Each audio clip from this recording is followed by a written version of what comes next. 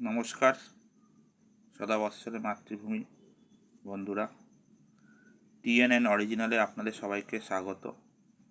আজকে বেলা করে দিচ্ছি, মানে সন্ধ্যা হয়ে গেছে ভিডিওটা দিতে।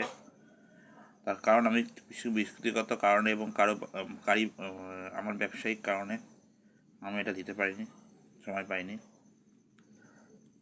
আমি যেটা দিতে চাইছি সেটা হচ্ছে আপনারা কালকে সন্দেশখালির ব্যাপারে আপনাদের যেটা বলেছিলাম, সেটার পরে একটা নিরাপদ সর্দার নামে একটা লোকের কথা আমি বলেছিলাম।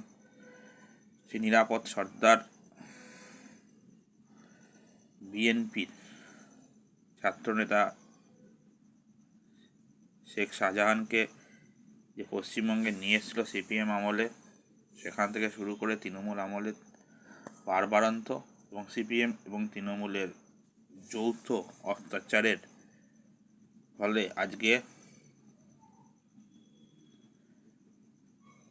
এই সন্দেশখালির মতো একটি ঘটনা ঘটেছে। এই হিসাবে বলতে চাই যে আমাদের ভারতবর্ষে সিএএ এনআরসি লাগু হওয়া এই জন্যই দরকার।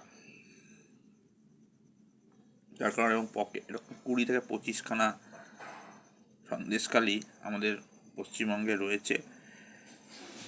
শেখ শাহজাহান এরকম অনেক ছড়িয়ে ছিটিয়ে রয়েছে, যেগুলোকে আয়ত্তে আনা, শুট অন সাইট করা, 72 হুরের কাছে পৌঁছানো, আইনত ব্যবস্থা নেওয়া।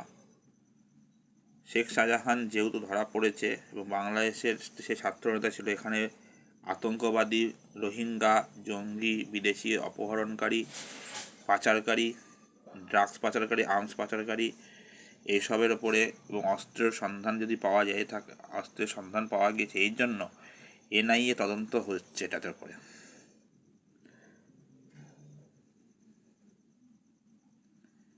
এরকম অনেকগুলোই ঘটনা আছে। এর জন্য সত্যিকারের সিএএ লাগু হওয়া দরকার। আশা করব আজকেই নোটিফিকেশন জারি হয়ে যাবে সারা দেশে সিএএ লাগু হওয়ার জন্য।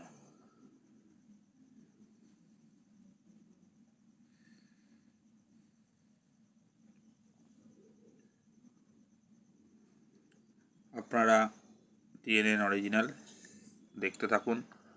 আরেকটি টিএনএন এফ, যেটা একটি পশু পাখি এবং আনন্দদায়ক চ্যানেল, সেটাকেও আপনারা ফলো করবেন, শেয়ার করবেন, ভিউ করবেন এবং সাবস্ক্রাইব করবেন।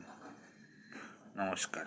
হচ্ছে যে এটা প্রুভড যে নিরাপদ সর্দার যখন তাকে এখানে নিয়ে আসে, তার আগে শাহজাহান বাংলাদেশের কলেজে বিএনপি ইউনিয়নের ছাত্র নেতা ছিল।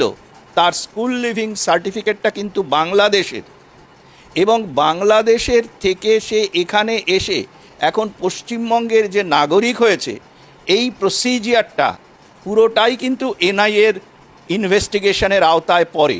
কেন এটা হচ্ছে না আমি জানি না। এই হচ্ছে 1 নম্বর।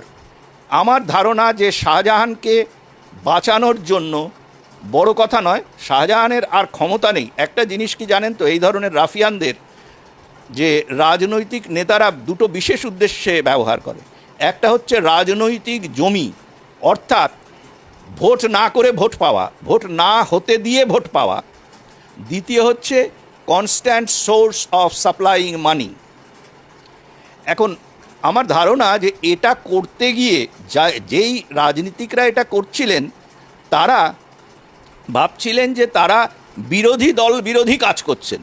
আসলে এটা করতে গিয়ে কখন তারা দেশবিরোধী কাজে লিপ্ত হয়ে গেলেন, সেটা যখন তারা বুঝতে পারলেন যে এইভাবে দেশবিরোধী কাজের জন্য কিন্তু আমাদের নেতারাই কিন্তু আর সেই মাকড়সার জাল থেকে বেরোতে পারবে না,